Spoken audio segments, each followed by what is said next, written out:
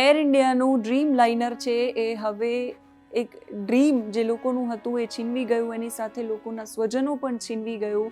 એ સ્વજનોની અંદર એક 20 વર્ષીય ફ્લાઇટ અટેન્ડન્ટ પણ હતી, નગનથોઈ, જે મણિપુરની હતી. એ મણિપુરની નગનથોઈના પરિવારજનો કહી રહ્યા છે કે અમને હજુ સુધી એ જાણ નથી કે ક્યાં છે. અમે ફોન કરી રહ્યા છીએ એ આશાએ કે કદાચ કોઈ ફોન ઉપાડી લેશે. ફોનની રિંગ વાગી રહી છે પણ કોઈ જ ફોન ઉપાડવા માટે સામે નથી.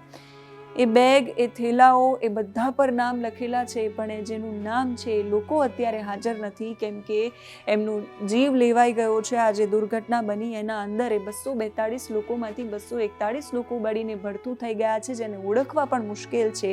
DNA ટેસ્ટ છે એ લોકોના કરાવાઈ રહ્યા છે. 3 દિવસે રિપોર્ટ મળશે અને પછી પરિવારજનો એટલા એ લોકો કમનસીબ ફીલ કરી રહ્યા છે પોતાની જાતને કે એ એકવાર, છેલ્લી વાર એ પોતાના પરિજનનું મોઢું પણ નહીં જોઈ શકે. ઘણા બધા લોકો એવા છે કે જેને છેલ્લી વાર વાત પણ નથી થઈ શકી. એમાંથી નગનથોઈ પણ એક છે જેણે એના પિતાને એવું કહ્યું હતું કે પપ્પા, હમણાં વાત નહીં થઈ શકે 15 દિવસ સુધી, કેમ કે હું લંડન જઈ રહી છું. હું જેવી પાછી આવીશ એટલે હું તમને ફોન કરીશ. પણ એને ખબર ક્યાં હતી કે પાછું આવવાનું જ નહીં થાય. એના પિતા કલ્પાંત કરી રહ્યા છે, એની બહેનો કલ્પાંત કરી રહી છે અને કહી રહી છે કે ઘણા બધા વર્ષોથી આ ફિલ્ડની અંદર છે, એ કામ કરી રહી છે અને એને આ કામમાં બહુ જ મજા આવતી હતી અને એ કામ પણ એ બહુ જ લગનથી અને ખેલદિલીથી આ કામ કરતી હતી. એ મણિપુરની નગનથોઈ છે જે આ દુર્ઘટનાની અંદર મૃત્યુ પામી છે. વિમાનમાં 2 પાયલોટ અને 10 કેબિન ક્રૂ સહિત 242 લોકો એ પ્લેનની અંદર સવાર હતા, જેમાં નગનથોઈ શર્મા કોંગબ્રાઈ લાટપમ એ પણ એમાં સવાર હતી અને 10 કેબિન ક્રૂ સભ્યોમાં એ સામેલ હતી. મણિપુરની રહેવાસી હતી અને અકસ્માતમાં એ નગનથોઈની સાથે સાથે લામનુથેમ સિંગસનનું પણ મૃત્યુ થયું છે, એ માહિતી મળી છે.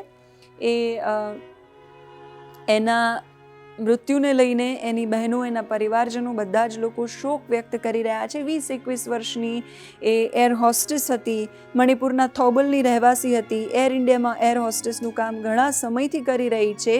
એ 2 વર્ષથી કરી રહી છે એવું પણ પરિવારજનોએ કહ્યું. મીડિયા રિપોર્ટ્સ પ્રમાણે એના પરિવારે કહ્યું કે એને છેલ્લે 9 વાગે વાત થઈ હતી પરિવાર સાથે અને પછી એણે એવું કહ્યું હતું કે પિતા, હવે 15 દિવસ સુધી પપ્પા તમારી સાથે વાત નહીં થઈ શકે, કેમ કે હું લંડન જઈ રહી છું અને પછી હું જ્યાંથી પરત આવીશ તો તમારી સાથે વાત કરીશ, એવી એણે વાત કરી હતી. પણ એ ફોનની ઘંટડીઓ હજુ વાગી રહી છે અને એ વાત થઈ નથી રહી એમની સાથે. પરિવારજનો આશામાં એ બેસી રહ્યા છે ત્યાં કે કદાચ ક્યાંકથી કોઈ એવા સમાચાર મળે કે એમની દીકરી છે એ જીવિત છે. એ પિતા કલ્પાંત કરતા શું કહી રહ્યા છે સાંભળીએ. लगभग 2:35 ऐसे टाइम पे हम न्यूज़ का मोबाइल पे सुना है.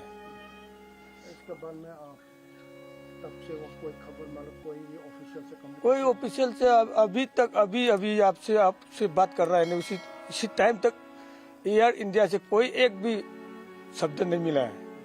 उम्मीद तो अभी अब तक मेरा दिल पे है कि शायद 245 लगभग ऐसा पैसेंजर था और केबिन क्रू के साथ मिलकर, तो 10-20 तो ऐसे बचे हुए बोला है, सुना है मैं. तो कोई किसी का खबर में, किसी का नेटवर्क में, कुछ में अभी भी सुना है.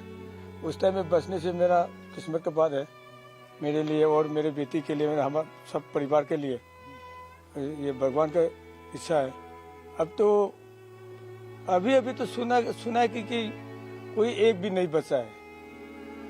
लेकिन जैसे भी हो वैसे भी हो, घर का कोई परिवार का कोई दुख तो हो रहा है ना, इसीलिए तो एयर इंडिया से कुछ तो खबर देना चाहिए ना. न इसका उनका कंपनी से न और गवर्नमेंट की तरफ से कोई भी अभी तक नहीं दिया है.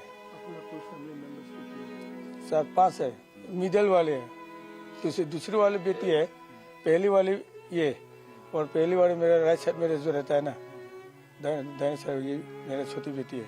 संपर्क करने के लिए कोशिश तो की, लेकिन उनका मोबाइल भी अभी चल रहा है, रिंग चल रहा है, लेकिन उठाता नहीं. लेकिन वो कोई बात नहीं, लेकिन फ्लाइट के अंदर में मोबाइल तो अलाउड है, नो अलाउड है, इसलिए तो कोई इसका ट्रॉली में रखा होगा.